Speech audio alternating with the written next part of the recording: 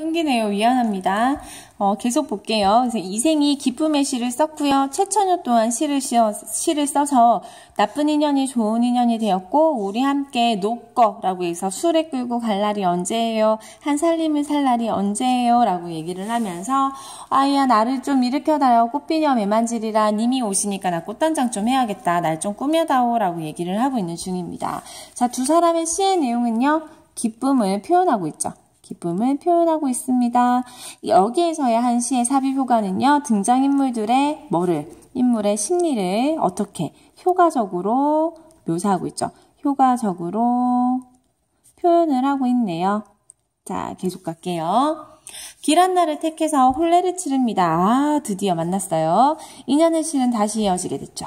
부모가 된 이후부터 제가 이거 기억나세요? 이렇게 드렸는데 서로 사랑하고 존경하기를 손님 대하듯이 어렵게 홍강이나 포안이라 한들 절개와 의리를 따를 수 없었다. 이렇게 해서 여기다 이렇게 별 붙여줬죠. 뭐라고? 이렇게 살자 이렇게 써줬을걸? 그죠? 이렇게 예쁘게 사시길 바래요. 이생이 다음에 대과에 급제를 했어요. 어우 잘 됐네. 관직에 오르니 조정구석에 알려졌답니다. 이야 굉장히 해피엔딩인데요. 끝했으면 좋겠는데 뒤에 소설 좀 많이 남았습니다. 무슨 일이 벌어지냐? 이런 일이 벌어지죠.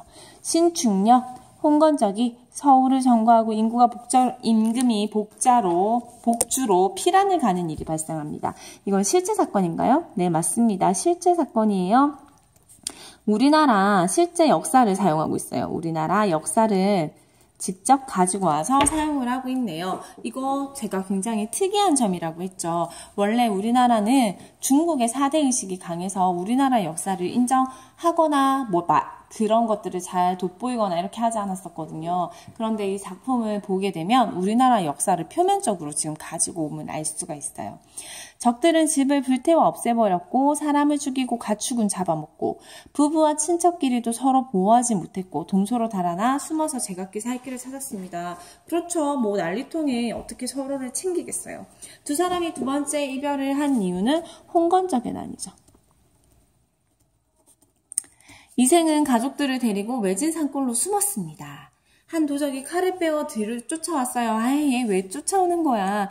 이생은 달아나 목숨을 건졌는데 앞불싸 최랑이 도적에게 사로잡혔어요. 도적이 최랑의 정조를 빼앗으려고 합니다. 아이, 정말 전쟁이 나면 제일 불쌍한 게 여자와 어린아이죠. 최랑이 꾸짖었어요. 창기 같은 놈아, 개돼지 뭐 새끼야, 뭐 이런 뜻이에요. 나를 죽여서 먹어라. 내가 치랑 그 1위에 밥이 될지언정 개돼지 같은 놈의 짝은 될 수 없다. 이렇게 얘기를 하면서 자기의 그 정조를 지키겠다고 얘기를 하면서 큰 소리를 칩니다. 도적이 열받지 화가 나죠. 뭐가 보이겠어요. 최랑을 죽이고 살을 도려내서 최랑이 죽게 돼요. 여주가 죽었어요. 이생은 어떻게 할까요? 새로운 여주를 만들까요? 왜냐하면 소설이 지금 뒤에 좀 남아있거든요. 이거 다시 한번 얘기 드립니다. 지금 보고 있는 건 조선시대 작품이에요. 조선시대에는 이런 일이 정당화됐을지 모르지만 지금은 아니에요. 지금 여러분이 만약에 이런 상황이 된다면 일단 살아야 된다는 거 계속 한번 볼게요. 이생은 거친 들판에 숨어서 겨우 목숨을 보전하다가 도적이 다 없어졌다는 소식을 듣고 부모님께서 사시던 집을 찾아갔습니다. 그러나 집은 싸움통에 불탔고요. 최랑의 집에도 갔는데 황량하고 쥐와 새들의 울음소리만 들렸습니다. 탄식할 만한 상황이에요. 전쟁으로 인한 모두 폐허가 된 상황이네요. 이경쯤 되자 시간이 늦어져서요. 밤이 되자 희미한 달빛이 들보를 비춰요. 들보라는 얘기는 기와집이 이렇게 있으면 이생이 여기 이렇게 앉아있지 않았을까? 넉나간 얼굴로? 그럼 여기가 들보거든요. 달이 이렇게 뜨면서 들보를 쫙 비추는 거지. 쭉 이렇게 비춰주는 거예요. 이 그림자 안에서 발자국 소리가 들려요. 이렇게. 그 소리는 멀리서부터 가까이 다가왔고요. 자세히 봤더니 최랑이야. 어라? 최랑이야.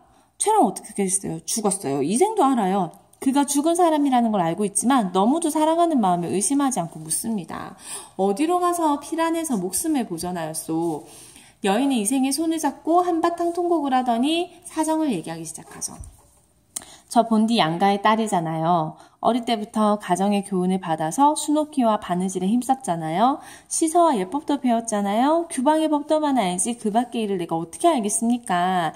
그랬는데 당신이 붉은 살구 꽃핀 다만을 엿보았잖아요. 제가 푸른 바다에 구슬을 바쳤어요. 정조를 바쳤다는 뜻이거든요. 꽃 앞에서 한번 웃고 평생 가약을 맺었고요.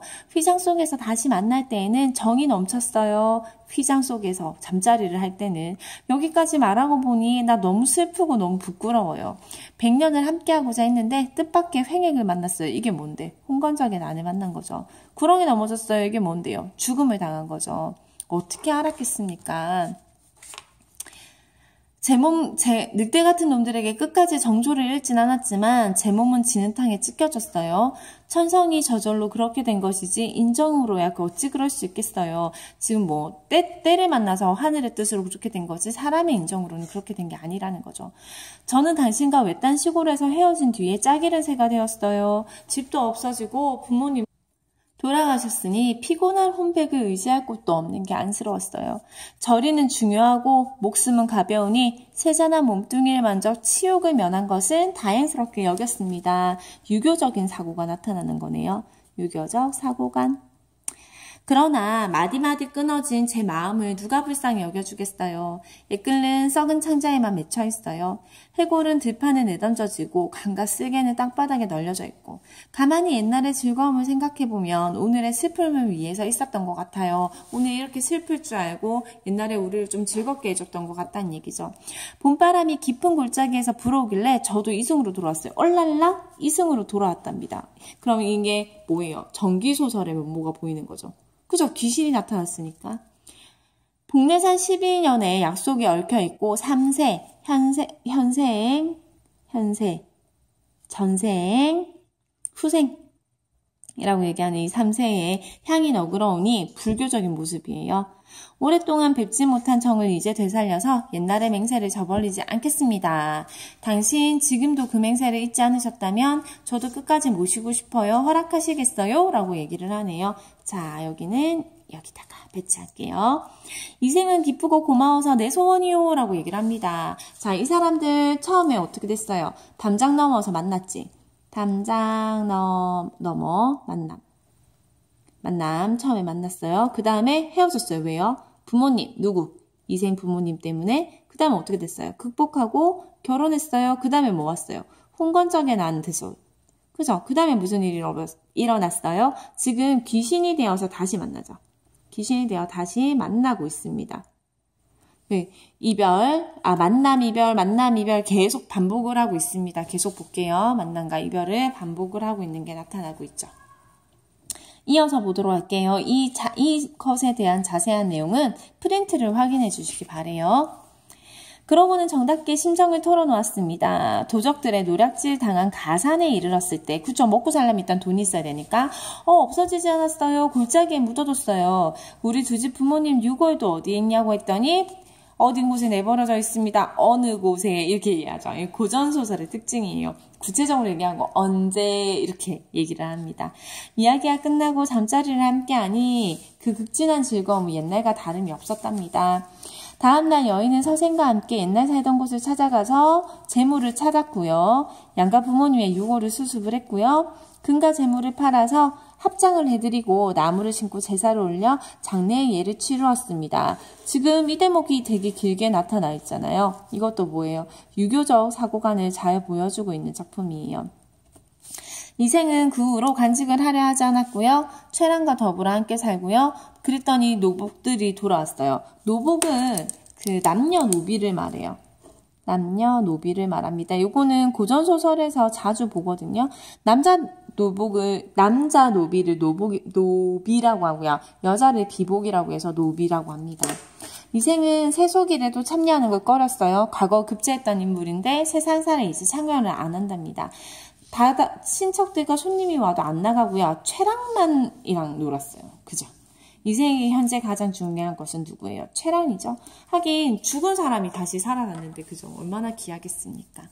그럭저럭 몇 년이 지났어요. 그런 어느 날 저녁에 여인 이생에게 말하기를 3번이나 가약을 맺었지만 세상 일이 뜻대로 되지 않았어요. 즐거움이 닿기 전에 슬프게 먼저 헤어져야겠습니다. 라고 얘기를 하면서 이별을 통보하고 있죠. 그랬더니 이생 여인이 목매어서 울면서 얘기를 하니까 이생이 놀라죠. 아니 이게 무슨 말이야. 여인이 대답을 합니다.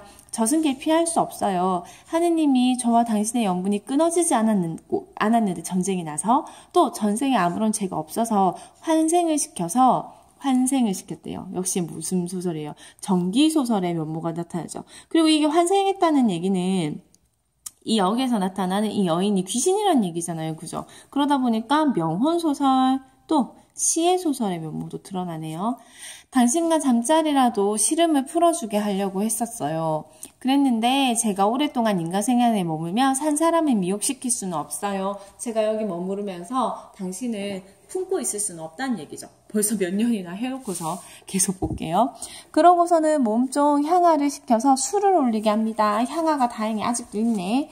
옥루춘의 곡을 맞춰서 노래를 한가락지어 부르며 이생에게 술을 권합니다. 칼과 창이 어우러져 싸움이 가득한 반에 이게 뭐예요? 홍건적의 난때 옥이 부서지고 꽃이 떨어지고 원앙도 짝을 잃었습니다. 우리가 뭐 했어요? 이별했어요. 흩어진 뼈를 누가 묻어주겠습니까? 피에 터져 떠도는 혼이 하소연한 곳도 없네. 이건 자기의 모습이죠. 자신의 현재, 지금 육신, 현재 육신이 이렇게 떠돌아다니고 있죠. 무산의 선녀가 고당에 한번 내려온 뒤에 깨어진 종이 거듭 갈라지니 마음이 쓰라립니다. 이제 한번 작별하면 둘이 서로 아득해질 테니 이 하늘과 인간 세상의 소리가 마저 막히리라 라고 얘기를 하면서 영원한 이별을 암시하죠. 영원한 이별 암시하고 있습니다. 가락마다 몇 번이나 눈물을 삼키느라고 목이 소리를 제대로 내지 못했대. 이생 또한 슬픔을 이길 수 없었어요. 차라리 부인과 함께 구천, 저승으로 가겠소. 어찌 쓸쓸하게 살겠습니까? 라고 얘기를 합니다. 이 사람 성격 어때요? 일편단심. 지난번에 난리를 겪고 난 이후에 친척과 노복들 흩어지고 부모님 유골 들판에 널렸을 때 부인 없었으면 어떻게 장례를 치렀겠소. 옛 성현이 말하기를 살아생전에 예절로 죽은 후에도 예절로 모시라고 했어. 이거 다 부인이 했다. 이거는 천성이 순요하고 효성스럽고요. 인정이 독후하기 때문이요. 나 감격해서 스스로 부끄러움을 이기지 못하고 있어. 원하건대 사람의 세상에 오래 머무르다가 100년이 지난 후에 함께 죽는 건 어때요? 라고 얘기를 하면서 내가 가야 됩니다 했더니 안 가고 나랑 있으면 어때요? 라고 얘기하죠. 근데 이게 되게 웃긴 게 가지 마세요 라는 얘기를 하고 싶은데 이렇게 얘기를 하고 있어요. 이거 다 뭐예요? 이거 다 유교적 사고관이에요. 그죠? 내가 얼마나 정성껏 제사를 지내는지 뭐 이런 얘기를 해요. 김시습은 유교적인 사고 되게 중요하게 생각했었나 봐. 여인이 말하기를 서방님의 수명 남아있지만 나 이미 귀신의 명부에 올랐어. 이 명부가 뭐예요? 그 왜 저승사자 수첩 있죠. 저승사자 수첩 기억나시죠? 뭐 몇 월 며칠 언제 죽고 말고 뭐 이렇게 하는 거. 만약에 사람 세상에 미련을 둔다면 하늘의 율법을 어기는 거고요. 제 한 몸뿐만 아니라 서방님까지 누가 미칠 거예요. 단지 제 유골 좀 잘 묻어주세요. 라고 얘기를 하네요. 두 사람 서로 마주보면서 눈물을 흘리고요. 서방님 귀체를 보증하십시오.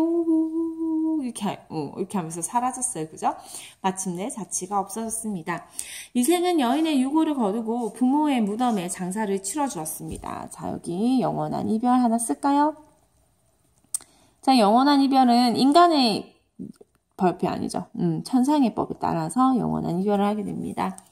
장사가 끝난 후에 이생은 부인에 대한 지극한 애정 때문에 병을 얻어서 몇 개월 만에 죽게 됩니다. 되게 일편단심물이 있다. 이 이야기를 들은 사람들은 슬퍼하고 탄식하지 않는 사람이 없었고요. 신의를 추모하지 않는 사람이 없었습니다. 라고 얘기해서 겁없이 시작한 최랑과 이생의 사랑이 죽음으로 끝나는 비극적인 결말을 얻는 작품을 보았습니다. 여기까지 할게요. 수고하셨습니다.